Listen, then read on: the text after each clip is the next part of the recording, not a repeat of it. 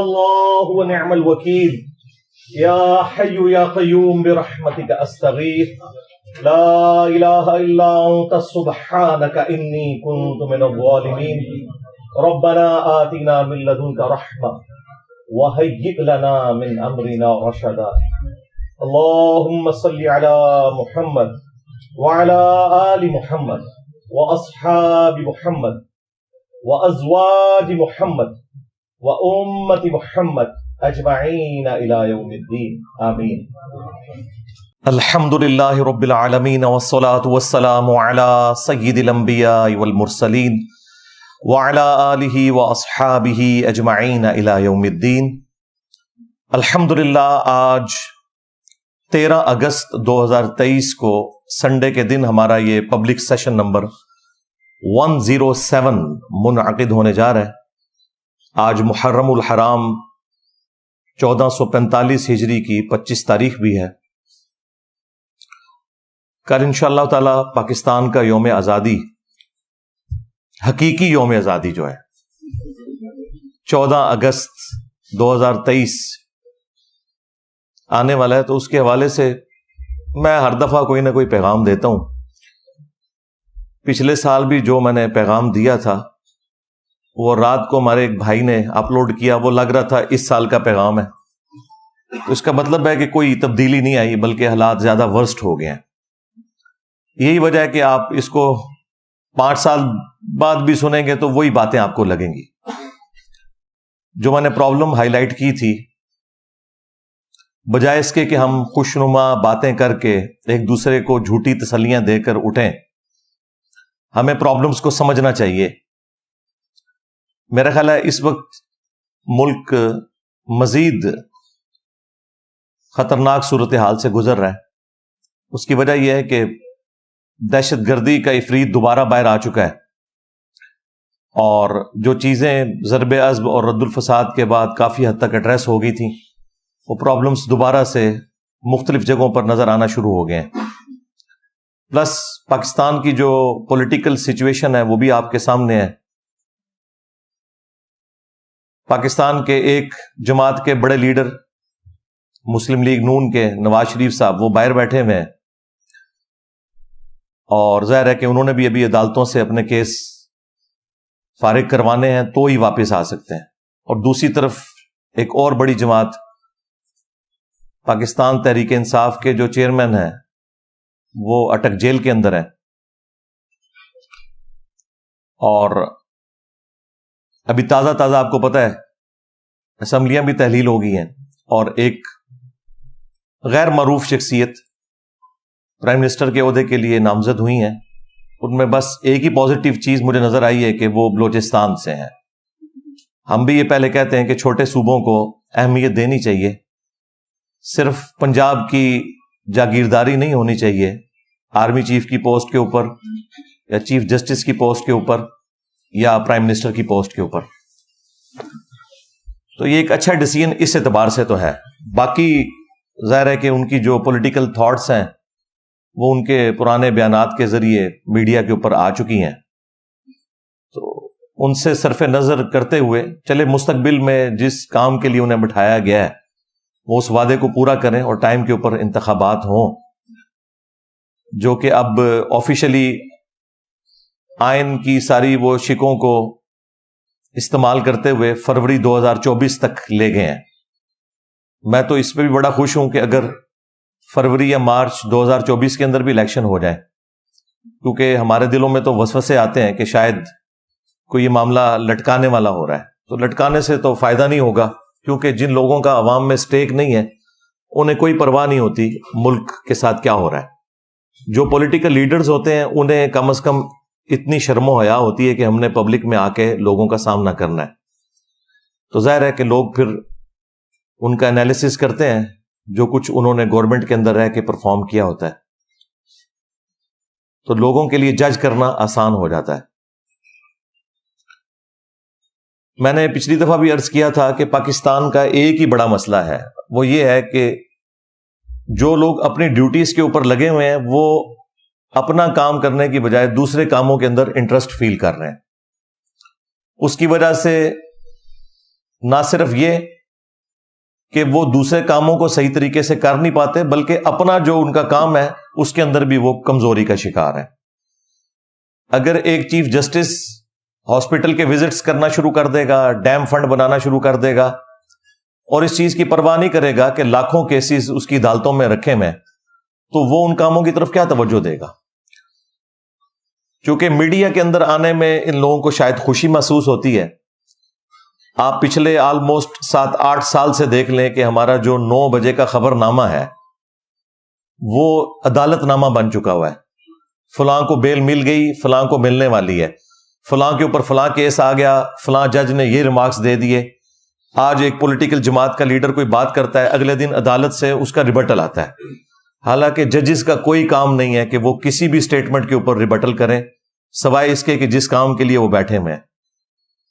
جج گونگا ہونا چاہیے، وہ صرف سنتا ہے اور سن کے جج کرتا ہے، اس کے بعد وہ فیصلہ سنا دیتا ہے۔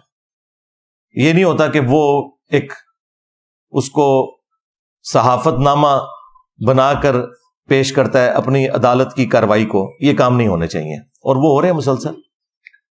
ان ججز کو نہ تو اخباریں پڑھنی چاہیے، نہ ہی سوشل میڈیا کے ساتھ ان کا کوئی تعلق ہونا چاہیے، تاکہ یہ اپنے ضمیر کی بجائے آئین اور قانون کے مطابق فیصلہ کریں۔ ضمیر ان کا ظاہر ہے وہی کچھ ہے، کسی کی فیملیز نون لیگ کے ساتھ اٹیچ ہیں، کسی کی فیملیز پی ٹی آئی کے ساتھ اٹیچ ہیں، وہ قانون کو بالکل نہیں دیکھتے ہیں، اور وہ آپ کو فیصلوں میں نظر بھی آ رہا ہے۔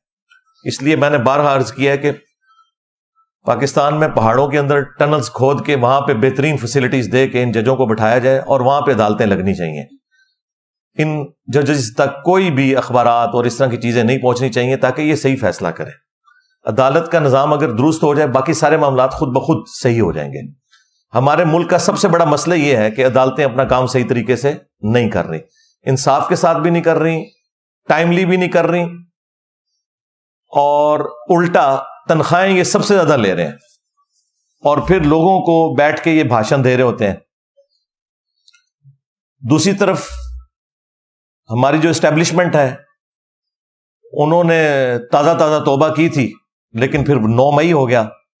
اس سے قطع نظر کہ 9 مئی پلانڈ تھا یا ان پلانڈ تھا، اس کے پیچھے کون تھا، لیکن جو قرائن بتا رہے ہیں وہ یہ ہے کہ چیئرمین پی ٹی آئی اپنے آپ کو کسی بھی صورت اس سے علیحدہ نہیں کر سکتے، کیونکہ شروع میں انہوں نے اس کے ٹیسٹ کو فیل کیا اور ببانگ دوہل کہا کہ یہی ایسا ہی ہونا چاہیے تھا، جب مجھے پکڑیں گے تو آندہ بھی ایسا ہوگا۔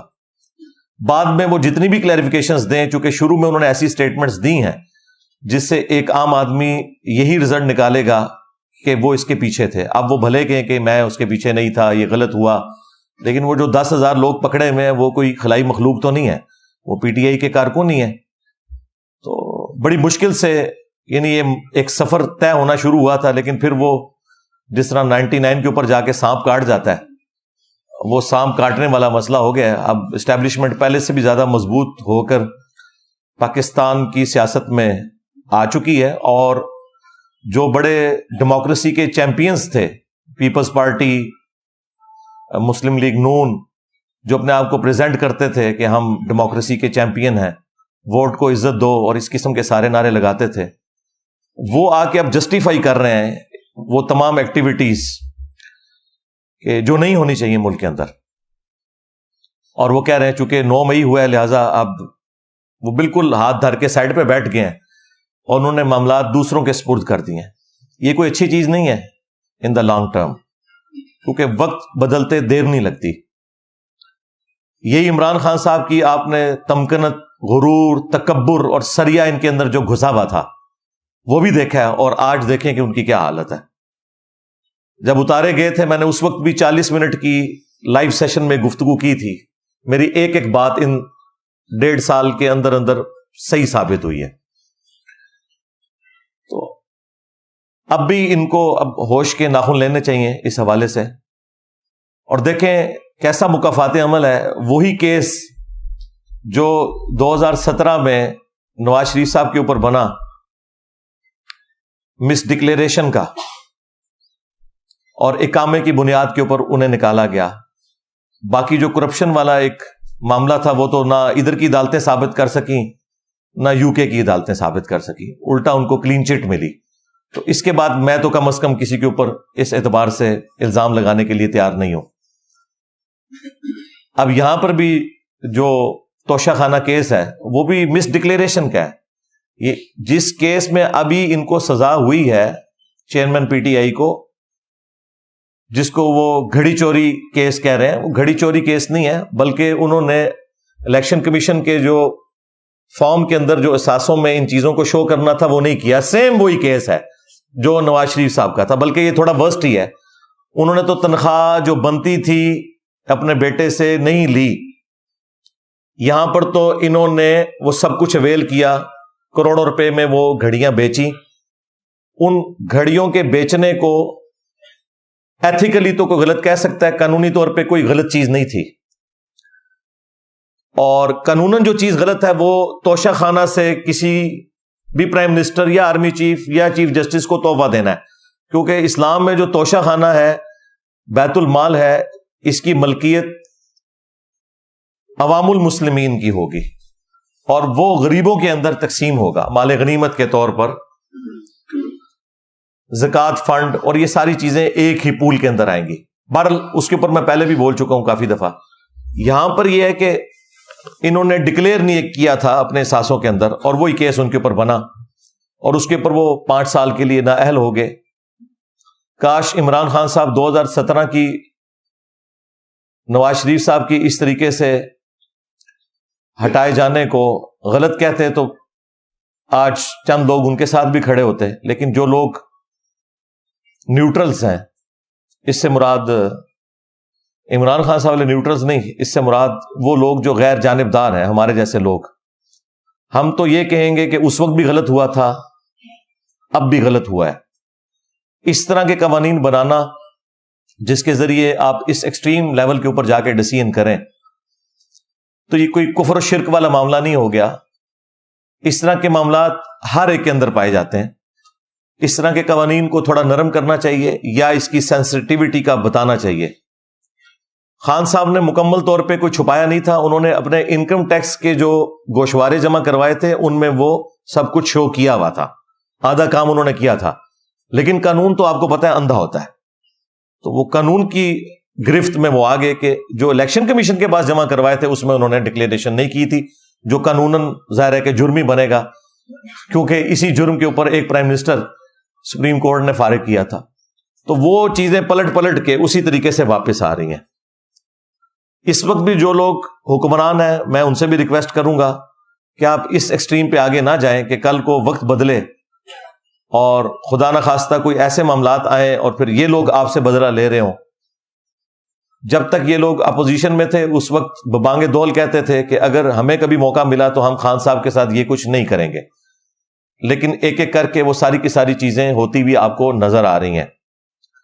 عدالتیں بھی کس طرح مینج ہو رہی ہیں وہ بھی آپ کو نظر آ رہا ہے, اور کس طریقے سے معاملات کو بگاڑا جا رہا ہے. اس میں خان صاحب کا بھی قصور ہے, اور ہم ان کو اس وقت بھی سمجھا رہے تھے کہ آپ پولیٹیشنز کے ساتھ بیٹھیں, otherwise at the end of the day انہی پولیٹیشنز نے ہی آپ کو بینیفٹ پہنچانا ہے.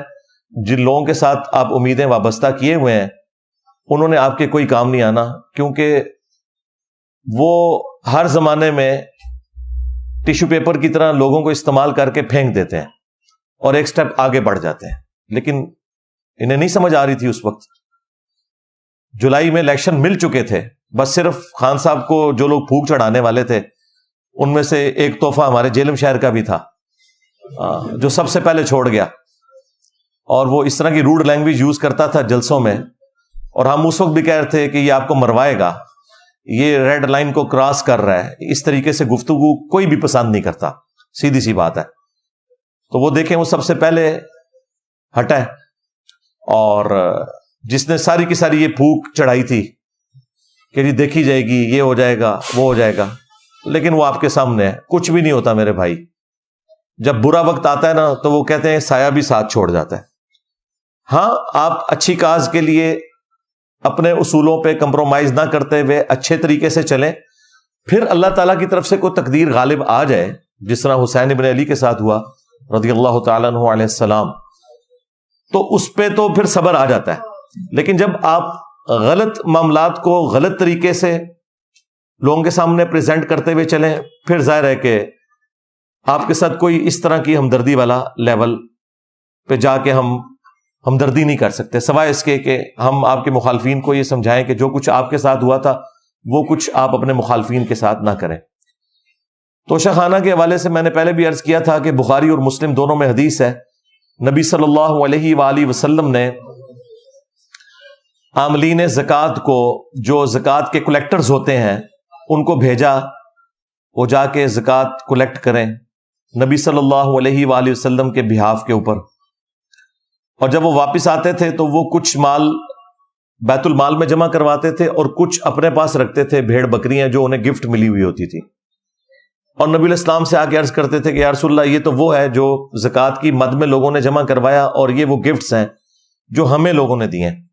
تو نبی صلی اللہ علیہ وآلہ وسلم نے فرمایا کہ تم لوگ اپنے گھروں میں جا کے اپنے ماں باپ کے پاس بیٹھو، میں دیکھتا ہوں کہ تمہیں یہ گفٹ کون دیتا ہے، یہ گفٹ تمہیں اس پوسٹ کی وجہ سے ملے، لہٰذا یہ بھی مسلمانوں کی امانت ہے، بیت المال میں جمع ہوگی۔ تو نبی صلی اللہ علیہ وآلہ وسلم ان گفٹس کو بھی بیت المال میں جمع کیا کرتے تھے۔ تو یہ پاکستان میں جو یہ قانون ہے توشہ خانہ کا کہ آپ پہلے تھا 20% دے کے، پھر بنا 50% دے کے اس کی مالیت، اور اس کو آپ ریٹین کر سکتے ہیں لیکن بیچ نہیں سکتے، نہ تو ریٹین کر سکتے ہیں نہ بیچ سکتے ہیں، یہ آپ کی ملکیت ہی نہیں ہے، کیونکہ پرائم منسٹر آف پاکستان ایک پوسٹ ہے، اس پوسٹ کو ملا ہے یہ گفٹ، نہ کہ یہ نواز شریف صاحب کو ملا ہے یا عمران خان صاحب کو ملا ہے، اس پوسٹ کی وجہ سے ملا ہے، ورنہ تو باقی لوگوں کو بھی مل رہے ہوں گفٹ۔ اس لیے یہ تو قانون ہی ویسے ہی چینج ہونا چاہیے، اب اس طرح کے معاملات کے بعد تو اس کے اوپر نظر ثانی کرنی چاہیے۔ دوسری بات میں سمجھتا ہوں ہمیں اب مان لینا چاہیے کہ ہم ایز اے نیشن انکمپیٹنٹ ہیں، جب تک ہم یہ چیز نہیں مانیں گے اس وقت تک ہم لرن نہیں کر سکتے۔ ویسے ہم ملی ترانوں کے ذریعے اپنے آپ کو بڑا کر کے پریزنٹ کریں، لیکن یہ حقیقت بات ہے کہ دنیا بہت آگے نکل چکی ہے اور ہم بہت پیچھے رہ گئے ہیں۔ ایون آپ گیمز میں بھی دیکھ لیں، جن گیمز کے اندر ہمیں بڑا ایک فخر تھا کہ نیچرل ٹیلنٹ اویلیبل ہے ہاکی کی گیم کے اندر، وہ بھی آپ دیکھ لیں کہ ہمارا کیا حشر ہو گیا ہے، کیونکہ دنیا نے اس کو سائنٹیفک انداز میں لے کے چلنا شروع کیا اور ہم وہی پرانے اپنے معاملات کو اس طریقے سے لے کے چل رہے تھے تو پیچھے رہ گئے۔ تو انکمپیٹنسی بھی ہے، پراپر بندہ جو پراپر جاب کے اوپر ہونا چاہیے وہ نہیں ہے۔ ایٹ لیسٹ 3 بڑے جو عہدے ہیں نا، ایک پرائم منسٹر کا عہدہ، دوسرا چیف جسٹس کا عہدہ اور تیسرا آرمی چیف کا عہدہ، ان 3 عہدوں کے اوپر امین قسم کے لوگ جو اس فیلڈ کے اندر ایکسپرٹیز بھی رکھتے ہوں اور ان کے اندر ول بھی ہو کام کرنے کی، وہ ہونے چاہیے۔ نچلے والے معاملات پھر بعد میں آہستہ آہستہ درست ہوں گے، وہ اچانک نہیں درست ہوتے۔ میں تو اس مت کو بالکل نہیں مانتا کہ اوپر کوئی صحیح بندہ آ جائے تو نیچے سب کچھ صحیح ہو جائے گا، ایسے ہو ہی نہیں سکتا۔ نیچے گراس روٹ لیول کے اوپر جتنی خرابی ہے اس کو اوپر بیٹھا ہوا بندہ حل نہیں کر سکتا، وہ صرف قانون بنا سکتا ہے، تھوڑی سزائیں سخت کر سکتا ہے، لیکن وہ نیچے تک اس کے اثرات پہنچتے ہوئے کافی ٹائم لگتا ہے۔ لیکن طریقہ یہی ہے کہ اوپر سے رولز بن کے اور معاملات آہستہ آہستہ چلنے چاہیے، لیکن وہ ہمیں نظر نہیں آتا۔ یہاں پر ہر کوئی میڈیا میں ان رہنے کی کوشش کرتا ہے، پاور کو اپنے ہاتھ میں رکھنے کی کوشش کرتا ہے۔ پہلے پاکستان میں صرف طاقت جو ہے وہ اسٹیبلشمنٹ کے پاس تھی اور مولوی ان کے اعلی کار ہوا کرتے تھے، ایک دوسرے کے بینیفیشری ہوا کرتے تھے۔ پھر جب افتخار محمد چودھری صاحب کے بعد عدالتیں ذرا ڈومیننٹ ہو کے سامنے آئیں تو اب ملک میں 2 پاورز ہیں، ایک عدلیہ اور دوسری اسٹیبلشمنٹ، اور یہ آپس میں ایک دوسرے کو فائدہ بھی پہنچاتے ہیں اور بعض اوقات اپنے مفادات کی خاطر ایک دوسرے کے خلاف بھی کھڑے ہو جاتے ہیں، اور ہم خام خواہ خوش ہو رہے ہوتے ہیں کہ یہ ڈیسیژن ہو گیا، وہ ہو گیا، حالانکہ یہ اپنے مفادات کو ہی دیکھ کے چل رہے ہوتے ہیں۔ لیکن ڈیموکریٹک ویلیوز کے اندر، ڈیموکریسی کے اندر تو اصل طاقت تو عوام کے پاس ہونی چاہیے، لیکن میں ڈیموکریسی وہ بات کر رہا ہوں جو اسلامک ڈیموکریسی ہے قرآن و سنت کے دائرے کے اندر، وہ کفر والی ڈیموکریسی کی بات نہیں کر رہا۔ یہ میں وہ بات کر رہا ہوں جو امرہم شورا بینہم قرآن میں ہے، مسلمانوں کے آپس کے معاملات مشورے سے طے ہوں گے حلال کے دائرے کے اندر۔ حرام کے معاملے میں نہ تو کوئی ووٹنگ ہوگی نہ کسی کا ڈیسیژن ہوگا، وہ قرآن و سنت کو فائنل اتھارٹی مانا جائے گا۔ تو وہاں پر پارلیمنٹ کو ایک سپریم ہونا چاہیے، لیکن وہ پارلیمنٹ آپ کے سامنے ہے. یہ آپ دیکھیں آخری دنوں میں انہوں نے تھوک کے حساب سے بل پاس کیے ہیں. جو اصل کرنے کا کام تھا نا وہ انہوں نے آخری دنوں میں کیا ہے، اور جس طریقے سے کیا ہے پتہ نہیں وہ کیا قانون انہوں نے پاس کیے ہیں، کس کے کہنے کے اوپر کیے ہیں. یہ وہی کام ہے جو مولوی کرتے ہیں کہ 8 سال کے درس نظامی کے کورس میں 7 سال تک شیخ سعدی کا کلام پڑھاتے رہتے ہیں، فارسی کے معاملات سکھاتے رہتے ہیں، اور آخری سال جا کے دورہ حدیث کروا دیتے ہیں. اس لیے وہ پہلے ہی ان کا وہ سارے کا سارا ٹائم ضائع ہو چکا ہے. اب دورہ حدیث نے ان کے اوپر کیا فرق ڈالنا ہے؟ یہ ہماری پارلیمنٹ نے بھی یہی کیا ہے کہ 4.5 پونے 5 سال تک یہ لوگ اپنا ٹائم ایک دوسرے کے خلاف بیان بازیوں میں دیتے رہے ہیں، اور آخری دنوں میں آ کے انہوں نے قانون پاس کیے ہیں. اب کوئی پتہ نہیں نہ ان قوانین کے اوپر کوئی بحث ہوئی ہے، اب اس کا رزلٹ کیا نکلنا ہے، اور بعد میں وہ قوانین کس کے لیے استعمال ہونے ہیں، ایک دوسری جماعتوں کو نیچا کرنے کے لیے، پولیٹیکل لیڈرز کو اندر ڈالنے کے لیے. تو اللہ ہی بہتری کرے. بہرحال اس وقت میں سمجھتا ہوں سب سے بڑی ذمہ داری ہمارے آرمی چیف کے اوپر ہے، اور یہ میں کوئی خوشی سے نہیں کہہ رہا، ایسا ہونا تو نہیں چاہیے. پرائم منسٹر کا کام ہے کہ وہ اس طرح کے ڈیسیژن کرے، لیکن چونکہ اب ایک گراؤنڈ ریئلٹی تو ہے، اس کو انکار تو نہیں کیا جا سکتا کہ پریکٹیکلی سب سے پاورفل پرسنالٹی آرمی چیف ہی پاکستان کے اندر ہوتا ہے، اور اب تو بہت زیادہ پاورفل ہو گئے 9 مئی کے بعد. تو ان کے اوپر اب ذمہ داری بھی ہے کہ اگر وہ پاکستان کو صحیح آگے لے کے چلنا چاہتے ہیں تو جس کی ڈیوٹی ہے وہ اس کو کرنے دیں، نہ عدالتوں میں کوئی انٹروین کریں، نہ پالیٹکس کے اندر. اور اگر انہیں یہ خدشہ ہے کہ اس سے کوئی فوج کی ساکھ کو نقصان ہو جائے گا تو ٹھیک ہے یار، مل بیٹھ کے اب کوئی معاملہ حل کر لیں. سارے بڑے بیٹھے ہیں، پولیٹیکل لیڈرز بیٹھے ہیں، سارے بڑے، چیف جسٹس کو بٹھا لیں اور آرمی چیف بیٹھ جائیں اور کوئی معاملے کو طے کریں کہ اب آگے ہم نے چلنا کیسے ہے. میرا خیال ہے کہ جتنے پولیٹیکل لیڈرز ہیں ان میں سے مجھے سب سے اچھا ویژن شاہد خاقان عباسی صاحب کا لگا. پی ٹی اے والوں کو تو آج کل ویسے وہ اچھے لگنا شروع ہو گئے ہیں. جس وقت ہم ان کی تعریف کرتے تھے اس وقت یہ ہمیں گالیاں نکالتے تھے. آپ 8 سے 1.5-2 سال پہلے کی بھی ان کی گفتگو سنیں، اور دوسرے وہ جو ایک پیپلز پارٹی چھوڑ گئے، کیا نام ہے ان کا، مصطفیٰ نواز کھوکر صاحب. یہ حالانکہ یہ لبرلز ہیں، خیر خاقان عباسی صاحب تو ایک مذہبی آدمی ہے، لیکن ماشاءاللہ یہ رول آف لا پہ چلنے والے لوگ ہیں. یہ جو باتیں کر رہے ہیں، میں ان کے کاموں کی بات نہیں کر رہا، وہ باتیں ماشاءاللہ بہت اچھی کر رہے ہیں. اور وہ 2-2.5 سال پہلے بھی کہہ رہے تھے کہ جب تک ہم یہ طے نہیں کرتے نا کہ ہم نے مستقبل میں کرنا کیا ہے، تو آپ الیکشن بھی کروا لیں، پھر وہی چوچو کا مربع ہی بننا ہے، اور وہی حالات و واقعات بگڑتے چلے جائیں گے. اور یہ میں ان کو سیکنڈ کرتا ہوں کہ بالکل انہوں نے ٹھیک کہا تھا. جب تک، یعنی اب وہ ایک مثال سمجھانے کے لیے دی جاتی ہے کہ جب تک کتے کو کنویں سے نہ نکالیں تو 20 ڈول نکالنے کیا آپ 2000 ڈول بھی نکال لیں تب بھی وہ پانی پاک نہیں ہوگا. تو یہ اصل جو ایشوز ہیں ان کو ایڈریس کیا جائے. ہماری انکمپیٹنسی کا مسئلہ ہے، یہ ہمیں ماننا چاہیے، اور خبروں میں رہنے کا شوق، اس کی وجہ سے دوسرے کے کاموں میں جا کے لچ فرائی کرنا، یعنی کہ لچ تلنا، تو یہ ساری کی ساری چیزیں اس وقت اس نے پوری قوم کو پریشان کیا ہوا ہے. سیدھی سی بات ہے. اب 14 اگست کے اوپر آپ دیکھیں جس طریقے سے ایک غیر اعلانیہ ایک خاص پولیٹیکل جماعت کا کریک ڈاؤن کیا جا رہا ہے، اس طرح کرنے سے کوئی مسئلے حل تو نہیں ہونے. اور دیکھیں، میں اگر اس جماعت کی فیور میں بات کر رہا ہوں تو سب سے زیادہ کرٹک بھی میں اس جماعت کا رہا ہوں، ان کے چیئرمین کا رہا ہوں، سوائے ان چند باتوں میں جو اچھی تھی میں سپورٹ بھی کرتا تھا. تو اب بھی میں یہ بات کروں گا کہ یہ کوئی طریقہ نہیں ہے. اس طرح کرنے سے پرابلمز حل نہیں ہونے، مزید بگڑیں گے. کیونکہ جب آپ پولیٹیکل لیڈرز کو اس طرح اندر کرتے ہیں تو آپ ان کی پولیٹیکل تھاٹس تو بدل نہیں سکتے، کیونکہ ان کے لیے سب کچھ وہی ہوتا ہے. عمران خان صاحب 1000 یو ٹرنز لے لیں، لیکن یہ یو ٹرن وہ نہیں لیں گے کہ ملک چھوڑ کے چلے جائیں. یہ ایک ہی چیز بچی ہے جس کے اوپر وہ قائم ہے. باقی تو اللہ کے فضل سے جو بھی انہوں نے بات کی 180 ڈگری اس کے چلے. یو ٹرن کے نام کے اوپر ہم تو اس کو غلط سمجھتے ہیں. لیڈر کی زبان پکی ہونی چاہیے، لیکن یہ میں آپ کو بتا دوں کہ یہ ایک ایسی چیز ہے، اگر یہ اس سے پیچھے ہٹیں گے نا تو پھر ان کا ساتھ کوئی بھی ان کا محبت کرنے والا اٹیچ نہیں رہے گا. لہٰذا یہ تو آپ چیز بھول جائیں کہ وہ ملک چھوڑ کے جائیں گے. انہوں نے ادھر ہی رہنا ہے، چاہے جیل کے اندر رہیں چاہے باہر رہیں، ہاؤس اریسٹ ہو کے، ملک تو وہ نہیں چھوڑیں گے. لہٰذا اس طرح کی کوئی کوشش کرنا تو یہ تو غلط چیز ہے. اور باقی ان کے ساتھ کے لوگ ظاہر ہے ان کو تو اور بینیفٹس بھی مل جائیں گے. خان صاحب کے پاس بس یہ ایک چیز بچی ہے تو ظاہر ہے کہ وہ اپنی اس کاز کے لیے اپنی جان دے دیں گے.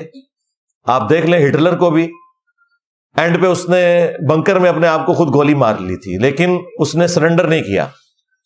یہ میں نے آپ کو مثال اس لیے دی کہ جو لوگ اپنی زبان کے ذریعے اور گفتگو کے انداز کے ذریعے اتنی زیادہ پبلک کو اپنے ساتھ لگا لیتے ہیں تو ان کے پاس پھر الٹیمیٹلی جو وہ سو کالڈ عزت سمجھتے ہیں وہ ان کے پاس موجود ہوتی ہے، وہ اسے گنوانا نہیں چاہتے. تو یہ تو خیر ایک ورسٹ مثال تھی. مسولینی کی مثال آپ دیکھ لیں، اس کو تو پھر پھانسی پہ لٹکایا گیا تھا، وہ بھی اسی طریقے سے عوام کو اپنی تقریروں کے جال میں پھنسائے ہوئے تھا. خان صاحب کا معاملہ ایگزیکٹلی ویسا تو نہیں ہے لیکن کچھ چیزیں کامن ہیں دونوں طرف. تو میرا خیال ہے کہ ایسا کوئی معاملہ کرنا نہیں چاہیے کہ جس کی وجہ سے ملک میں حالات مزید بگڑ جائیں. اور پہلی دفعہ ہم دیکھ رہے ہیں کہ فوج کے اندر بھی ایک ایسی ڈویژن نظر آ رہی ہے جو نہیں ہونی چاہیے، کیونکہ پاکستان کی یونٹی کی علامت جو ہے وہ پاکستان کی فوج ہے. آپ لوگوں کو تو شاید اس چیز کا احساس نہ ہو. میرے جیسا بندہ جو سب سے زیادہ کرٹک ہے فوج کی انوالومنٹ پالیٹکس کے اندر، 2013 سے لے کے آج تک میری ویڈیوز آپ دیکھیں، جس زمانے میں ان کی پالیسی نہیں تھی کہ ہم اے پولیٹیکل ہیں، اس زمانے میں بھی میں کہتا تھا کہ یہ غلط ہے. اب تو وہ خود کہتے ہیں ہمیں پالیٹکس میں نہیں آنا چاہیے، اگرچہ وہ مکمل طور پہ اپنے آپ کو نکال بھی نہیں پا رہے مجبوری کی وجہ سے. اور 9 مئی تو ان کے ہاتھ میں ایک ہتھیار آ گیا. تو میں اس وقت بھی یہ کہتا تھا، لیکن ایک بات آپ لوگ سمجھ لیں کہ پاکستان میں اگر سب سے آرگنائز کوئی ادارہ ہے جو پاکستان کی یونٹی کی علامت ہے تو وہ فوج ہی ہے. اس چیز کا احساس جو لوگ باہر ہیں ان کو تو نہیں ہوگا، جو اندر ہیں ان کو اس چیز کا احساس ہے کہ پاکستان میں کراچی سے لے کر خیبر پختونخوا تک یا بلوچستان کے آپ سرحدی علاقوں میں چلے جائیں، سب جگہ پہ اگر کوئی کامن بانڈ ہے نا پاکستان کی نیشن کا تو وہ فوج ہے. کیونکہ سیکیورٹی کو فوج دیکھ رہی ہوتی ہے. پاکستان کے اٹامک انرجی کے اداروں کی ساری سیکیورٹی فوج کے پاس ہے. پاکستان کا سارا سینسٹیو اسلحہ فوج سیکیورٹی کو دیکھ رہی ہوتی ہے. ایون ہماری جو سائٹس کے اندر بھی سیکیورٹی ہے وہ بھی فوج کے پاس ہوتی ہے، اور بڑی مشقت والی زندگی وہ گزار رہے ہوتے ہیں. پورا دن سخت گرمیوں کے اندر آپ پہاڑوں کے اندر جہاں پہ ہیومیڈیٹی کا لیول بھی بہت زیادہ ہو، اور آپ پوسٹوں کے اوپر بیٹھ کے اے سی والے کمروں میں نہیں، عام پوسٹوں پہ بیٹھ کے پورا دن ڈیوٹی کریں، اور جب تھکے ہارے رات کو اپنے کمرے کے اندر آئیں تو اس کمرے سے کبھی کوئی سانپ نکل رہا ہو، کوئی بچھو نکل رہا ہو. تو یہ تو نارمل ہے. یہ تو چیزیں میں نے خود آبزرو کی ہیں. میں نے بھی سائٹس پہ کئی دفعہ راتیں کاٹی ہیں. ہم تو چونکہ آفیسر رینک کے تھے، ہم تو ریسٹ ہاؤسز کے اندر ٹھہرتے تھے، لیکن مسجد میں تو ملاقات ہو جاتی تھی تو اس طرح کی ساری باتیں پتہ چلتی تھی کہ آج ہمارے ڈرائیورز کے روم سے بھی سانپ نکل آیا، فوجیوں کے اس کمرے سے بھی نکل آیا. تو مجھے وہاں جا کے اس چیز کا زیادہ احساس ہوا کہ باہر بیٹھ کے یعنی اس طرح باتیں کرنا یہ آسان ہے، لیکن پریکٹیکلی معاملات کو لے کے چلنا یہ بڑا مشکل ہے. اور ظاہر ہے کہ جو لوگ کرٹیسزم کر رہے ہوتے ہیں اسٹیبلشمنٹ کے اوپر، وہ ظاہر ہے ان فوجیوں پہ تو نہیں کر رہے ہوتے جو بارڈر کے اوپر قربانیاں دے رہے ہیں. عام حالت میں بھی بارڈرز کے اوپر سانپ کے کاٹنے سے فوجی ریگولرلی شہید ہوتے رہتے ہیں، لیکن وہ خبریں اس طریقے سے میڈیا میں نہیں آ رہی ہوتی، وہ نارمل ایک چل رہے ہوتے ہیں معاملات. تو عام عوام تو عام فوجیوں سے تو محبت کرتی ہے، صرف یہ جو پالیٹکس میں چند ایک بڑے لوگ انوالو ہوتے ہیں اس کی وجہ سے تھوڑا سا ایک ان لوگوں کے دلوں میں اس حوالے سے چیزیں آتی ہیں جو ان کو بھی خود احساس ہے. لیکن ظاہر ہے کہ اب وہ 70-75 سال کے پھنسے ہوئے ہیں اس معاملے میں، نکلنے کے لیے انہیں ٹائم چاہیے، اور میرا خیال ہے ایک دوسرے کو ٹائم دینا چاہیے تاکہ معاملات بہتری کی طرف جائیں. 14 اگست کے اوپر 2023 میں یہ ساری باتیں ہم کر رہے ہیں، 8 سے سال پہلے بھی کر رہے تھے، اس سے بھی 1 سال پہلے کر رہے تھے. ہمارا کام صرف اتنا ہی ہے کہ ہم نے اپنی زبان کے ذریعے جہاد کرنا ہے اور اپنے بڑوں تک اپنے میسج کو پہنچانا ہے. کہ بھائی اپنے آپ کو سدھارو, خدا کے لیے نیشن کی فکر کرو. ہماری اکانومی کس لیول کے اوپر جا کے گر گئی ہے, اور ہم IMF سے, اپنے دوست ملکوں سے قرضے لینے کے چکروں میں پڑے رہتے ہیں. اس سے کوئی مسئلہ حل نہیں ہونا. پاکستان کی اکانومی کو اگر آپ نے اٹھانا ہے تو اس کے لیے سب سے زیادہ ضروری چیز یہ ہے کہ ٹیکس کی کلیکشن صحیح ہو. یہ ایک ہی مسئلہ ہے پاکستان کی اکانومی کے ساتھ کہ ٹیکس کی کلیکشن بالکل فیئر نہیں ہے, بلکہ ہے ہی کوئی نہیں ہے.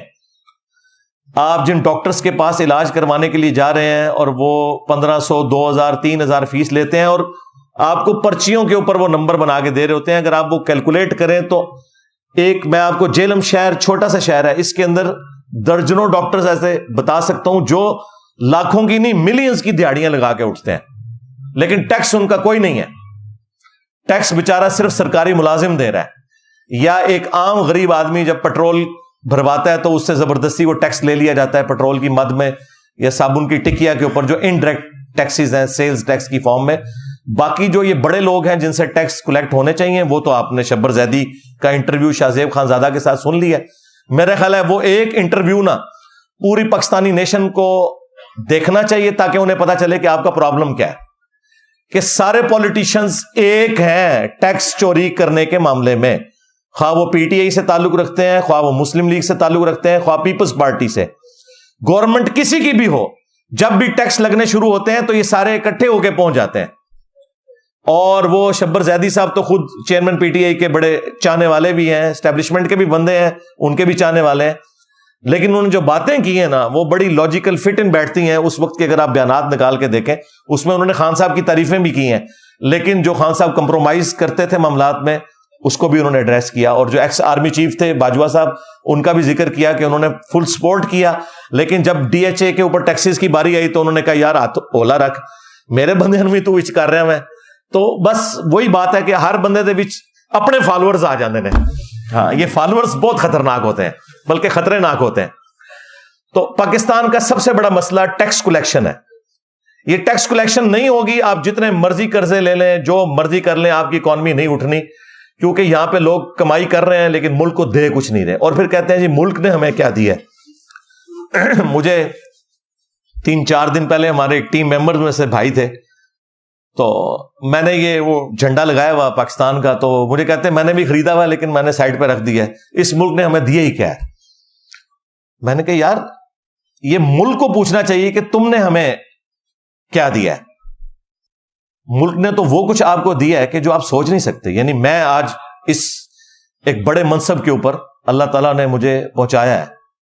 صدیوں میں بہت کم لوگ ہیں جن کو اس لیول کا عروج ملتا ہے. تو ظاہر ہے سب کچھ میں نے ادھر سے ہی حاصل کیا ہے, ادھر ہی میری تعلیم ہوئی ہے, ادھر سے ہی میں نے سب کچھ سیکھا ہے, سب کچھ لرن کیا ہے. میں باہر کے کسی ملک سے تو پڑھ کے نہیں آیا, میری جتنی ایجوکیشن ہے وہ ملک کے اندر ہے. تو ہم نے دیکھنا ہے کہ ہم نے ملک کو کیا دیا ہے. کیا ہم ٹیکس دے رہے ہیں پورا؟ تو بالکل نہیں, سوائے وہ فورن کمپنیاں جو یہاں کے کاروبار کر رہی ہیں, اور وہ بھی صرف گوروں کے سسٹم کی وجہ سے اس کو فالو کرتے ہوئے وہ ٹیکس دے رہی ہیں. باقی یہاں کی لوکل کمپنیاں یا لوکل جو برانڈز ہیں وہ کیا آپ کو ٹیکس دے رہے ہیں. KFC والے آپ کو ٹھیک ہے وہ چٹ نکال کے دیں گے ہر چیز کی, وہ ایک پورا ریکارڈ بن رہا ہے, وہ ٹیکس ان کا جاتا ہے گورنمنٹ کے کھاتے میں. لیکن کیا یہی کچھ باقی کمپنیاں بھی کر رہی ہوتی ہیں؟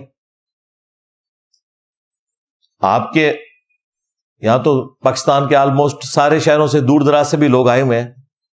آپ دیکھیں کہ آپ کے شہروں میں سویٹس کی کوئی دکان ہوگی, ہاسپٹلز ہوں گے پرائیویٹ, اسی طریقے سے یہ کھانے پینے کی جو دکانیں ہیں, یہ فلودہ, آئس کریم, جو ملینز کی دہاڑیاں لگا کے اٹھتے ہیں, جو بڑے بڑے ہیں, آپ دیکھیں ان کا کوئی ریکارڈ موجود نہیں ہے. آپ پیسے دیتے ہیں اور چیز لے لیتے ہیں, کوئی آپ کو بل نہیں پکڑاتے, یا کوئی دے گا بھی تو بل نہیں ہوتا, ایک پرچی کے اوپر لکھ دیتے ہیں یہ ٹوکن نمبر, اور وہ ٹوکن نمبر بھی ایسا نہیں ہے کہ اس کا کوئی ریکارڈ ہے پیچھے. نہیں, وہ جب وہ ریکارڈ ہی نہیں ہے تو وہ کہاں سے ٹیکس دیں گے میرے بھائی؟ کھا رہے اسی ملک سے ہیں, اور پھر کہتے ہیں کہ ملک نے دیا کیا ہے. ملک نے یہ دیا ہے کہ آپ آزادی کے ساتھ یہاں کاروبار کر رہے ہیں.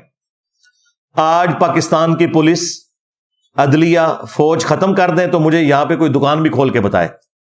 یہ آپ جو آزادی سے دکان کھول کے صبح کے وقت سے لے کے شام تک پاکستانیوں سے پیسے لوٹتے ہیں کاروبار کی شکل میں اور ٹیکس نہیں ادا کرتے، اور آپ کہتے ہیں ملک نے کیا دیا ہے؟ ملک نے یہ دیا ہے کہ آپ آزادی سے کر رہے ہیں، ادروائز ہر دکاندار کو اپنے 10 باڈی گارڈ رکھنے پڑے، ان کے پیسے دینے پڑے۔ پھر ملک نے یہ دیا ہے کہ آپ گھر سے جس سڑک پہ ڈرائیو کر کے اپنی شاپ پہ آتے ہیں، یہ سڑک بھی ملک نے آپ کو دی ہوئی ہے۔ تو یہ سارے کے سارے معاملات ٹیکسز کے ذریعے چلتے ہیں نا۔ پولیس کا نظام، عدلیہ کا نظام، سرکاری جتنے بھی ملازمین ہیں، ان کی تنخواہیں کس نے دینی ہے؟ ٹیکسز کے ذریعے ہوں گی، کیونکہ ہم فیسلٹیز اویل کر رہے ہیں نا، تو اس کے اگینسٹ ہم نے ٹیکس تو دینا ہے۔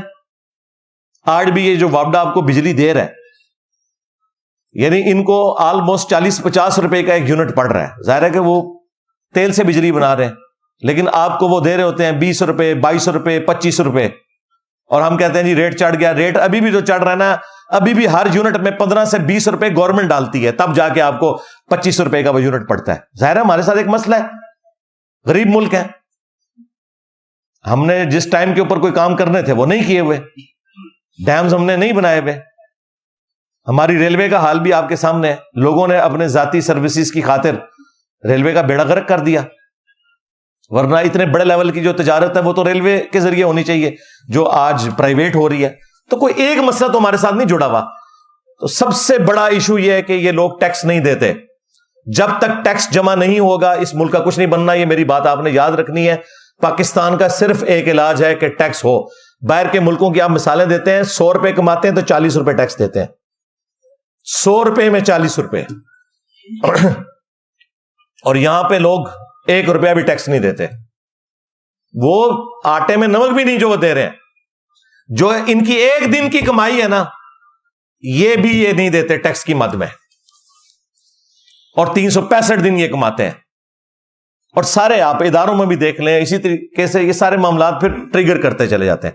جب تک ہم ٹیکس کلیکشن اپنی بہتر نہیں کرتے اس وقت تک کچھ نہیں بننا۔ دوسرا، پڑھے لکھے لوگوں کے لیے تو میرا یہی مشورہ ہے کہ میرے بھائی اب اس ملک میں آپ کے لیے کچھ نہیں ہے سوائے اس کے کہ آپ انزائٹی کا شکار ہوں گے۔ تو بہتر یہ ہے کہ آپ میں سے جس کا بھی کوئی ایسا معاملہ سیدھا ہوتا ہے دوسرے ملکوں میں نکلیں، وہاں جابز کریں، اور یہ کوئی ایب والی بات نہیں، اور ریمیٹنس پاکستان کو بھیجیں۔ آپ بھی پاکستان کی ترقی میں حصہ ڈال رہے ہوں گے۔ آج بھی آپ دیکھیں، کل بھی رات کو میں اسٹیٹ بینک کے فگرز دیکھ رہا تھا، 6 ارب ڈالرز روشن ڈیجیٹل اکاؤنٹ کے اندر آئے ہیں، جو ایک ریکارڈ اماؤنٹ تھی لوگوں نے۔ ظاہر ہے وہ اس لیے آ رہے ہیں کہ بھی اتنا سود پاکستان کو دینا پڑ رہا ہے پیسے اکٹھے کرنے کے لیے، جو باہر کے ملکوں میں بینکوں کا اتنا سود نہیں ہے۔ 2%، 3% سے زیادہ بینک سود نہیں دیتے ہیں۔ آپ کے بینک جو ہے وہ 20%، 22-25% سود دے رہے ہیں۔ تو ظاہر ہے لوگوں نے پیسے جمع کروانے۔ ہم بڑے خوش ہو رہے ہیں کہ 6 ارب ڈالر آ گئے، تو یہ جو 6 ارب ڈالر آئے اس کے اگینسٹ پاکستان کو کیا کچھ پے کرنا پڑ رہا ہے؟ At the end of the day نقصان ہی اٹھا رہے ہیں۔ تو اس لیے جو لوگ پڑھے لکھے لوگ ہیں دوسرے ملکوں میں جائیں، وہاں جا کے جابز کریں، اپنے ملک کے اندر ریمیٹنس بھیجیں، اور یہاں پہ جو لوگ جن کو اللہ تعالیٰ نے اسودہ حال کیا ہے ان کو چاہیے کہ جو فیسلٹیز وہ خود اپنے ذات کے اندر مینج کر سکتے ہیں۔ مثلا فیکٹری آنرز کا کوئی کام نہیں ہے کہ وہ وابڈا سے سستی بجلی لیں، ان کو چاہیے اپنے سولر پلانٹس لگائیں اور بجلی اپنی خود پروڈیوس کریں۔ پاکستان خوش نصیب ملکوں میں سے ہے جہاں 330 دن سورج نکلتا ہے، اس لیے میں نے سولر کے اوپر اتنی تفصیلی ویڈیو ریکارڈ کروائی تھی۔ اس میں نے D H A, Bahria town, city housing اور باقی اسکیمز کو میں نے یہ کہا تھا کہ آپ لوگوں کے پاس وہ لوگ آ کے رہ رہے ہیں جن کے پلاٹس ہی کروڑوں میں ہیں، اگر وہ 20-25 لاکھ روپیہ، 30 لاکھ روپیہ لگا دیتے ہیں سولر سسٹم کے اوپر 8 kVA کا یا 10 kVA کا، تو نہ صرف ان کے لیے فائدہ مند ہے بلکہ غریب لوگوں کو بجلی سستی ملے گی، کیونکہ وہ یونٹس جو انہوں نے استعمال کرنے تھے اب وہ غریب لوگوں تک پہنچیں گے۔ پاکستان کے پاس بجلی کی کیپیسٹی ہے 2050 تک کی، آپ کو پتہ ہے۔ لوڈ شیڈنگ اس لیے ہو رہی ہے کہ ہمارے پاس تیل نہیں ہے جس کے ذریعے ہم بجلی پروڈیوس کر سکیں۔ ہمارا مسئلہ سستی بجلی ہے، ہمارے پاس پلانٹس موجود ہیں۔ آج آپ تیل مفت کہیں سے لیں تو بجلی سرپلس ہے، اتنے پلانٹس ہم لگا چکے ہیں، لیکن اس کو چلانے کے لیے ہمارے پاس تیل نہیں ہے۔ یہ اصل مسئلہ ہے ہمارا، تو وہ تو کبھی بھی حل نہیں ہونا۔ اس لیے ابھی یہ جو پرائم منسٹر نے 1 لاکھ ٹیوب ویلز سولر کے اوپر شفٹ کرنے کا اعلان کیا ہے، اللہ کرے سب کو مل جائیں، یہ بہت اچھا ڈیسیژن ہے۔ 25 سال کے لیے کم از کم 1 لاکھ ٹیوب ویل جو ہے وہ بجلی تو یوز نہیں کریں گے۔ انڈیا آپ کے پڑوسی ملک میں ایک صرف سولر انہوں نے پلانٹ لگایا ہے بہت بڑی زمین کے ایریا کے اوپر، جس کی کیپیسٹی 22,000 میگا واٹ ہے. یعنی پاکستان پورا جتنا بجلی استعمال کرتا ہے نا، وہ ایک سولر کے ان کے سسٹم سے اچیو ہو رہی ہے. ہاں تو دیکھیں ادھر بھی تو یہ سارے معاملات ہو رہے ہیں. وہاں پہ بھی کرپشن ہے، وہاں پہ بھی پولیٹیکل لیڈرز کھاتے ہیں، لیکن ملک کے اوپر لگاتے بھی ہیں. لیکن کم از کم وہاں پر لوگ اپنا اپنا کام کافی حد تک کر رہے ہیں. فوج پالیٹکس میں اتنی دخل نہیں دیتی، عدلیہ بھی اپنا کام کرتی ہے. ٹھیک ہے، کمزوریاں وہاں پہ بھی ہیں، لیکن یہاں پہ تو بہت بڑے لیول کی کمزوریاں. تو یہ 14 اگست کا میرا پیغام تھا اپنے بڑوں کے لیے بھی، چھوٹوں کے لیے بھی، عوام الناس کے لیے بھی، کہ اپنے اوپر نظر ڈالیں. اور یہ جو میڈیا کے اندر ایک دوسرے کو ڈی فیم کرنے کے لیے سوشل میڈیا کے اوپر اس طرح کی پوسٹیں لگانا، گالی گلوچ کرنا، اداروں کے خلاف کرنا یا پولیٹیکل لیڈرز کے خلاف کرنا، یہ بالکل غلط ہے. سب ہمارے ہیں، ٹھیک ہے، ڈیویٹ ہو گئے، ہم ان کی اصلاح کی کوشش کریں گے، ان کے لیے دعا کریں گے.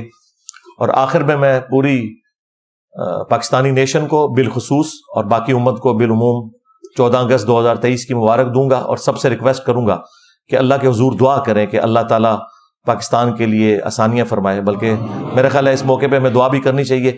اللہم انی اسألک بانک انت اللہ لا الہ الا انت الاحد الصمد الذی لم یلد ولم یولد ولم یکن لہ کفوا احد والہکم الہ واحد لا الہ الا هو الرحمن الرحیم الف لام میم اللہ لا الہ الا هو الحی القیوم اللہم صلی علی محمد وعلی آل محمد اللہم ربنا آتنا فی الدنیا حسنہ وفی الآخرۃ حسنۃ وقنا عذاب النار ربنا آتنا من لدنک رحمہ وہیئ لنا من امرنا رشدا اللہم احسن عاقبتنا فی الامور کلہا واجرنا من خزی الدنیا وعذاب الآخرہ.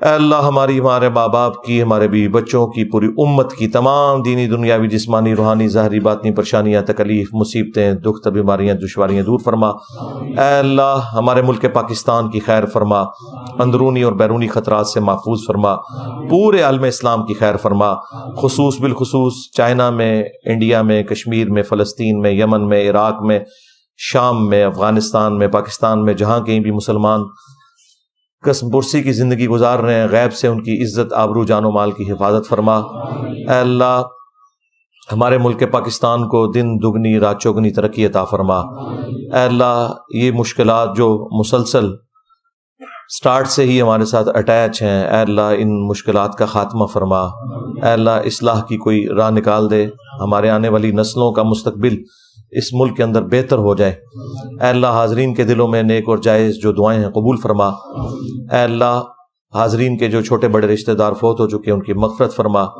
جو بیمار ہیں انہیں شفاء کلی عطا فرما. یہ تمام دعائیں تمام دنیا کے مسلمانوں کے حق میں قبول و منظور فرما. جن جن بھلائیوں کا سوال تیرے محبوب صلی اللہ علیہ وآلہ وسلم نے تجھ سے کیا، تمام مسلمانوں کے حق میں قبول و منظور فرما. جن جن چیزوں کے شر سے تیرے محبوب صلی اللہ علیہ وآلہ وسلم نے تیری پناہ طلب کی، تمام مسلمانوں کو ان چیزوں کے شر سے اپنی پناہ عطا فرما. سبحان ربک رب العزت عما یصفون وسلام علی المرسلین والحمد للہ رب العالمین وصلی اللہ علی النبی الکریم وعلی آلہ واصحابہ اجمعین الی یوم الدین. آمین.